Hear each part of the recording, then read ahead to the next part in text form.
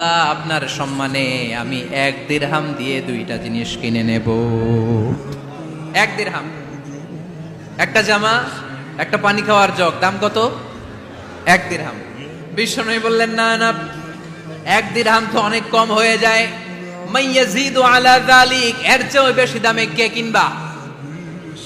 আরেক সাহাবী হাত তুলে বলতে লাগলি, ইয়া রাসূলুল্লাহ, ইয়া হাবিবাল্লাহ, ওয়া ইন্নী আশতারিহিমা বিদিরহামাইন, আমি এই জামাটার পানি খাওয়ার জগটা 1 দিরহাম নয় 2 দিরহামের বিনিময়ে কিনতে চাই।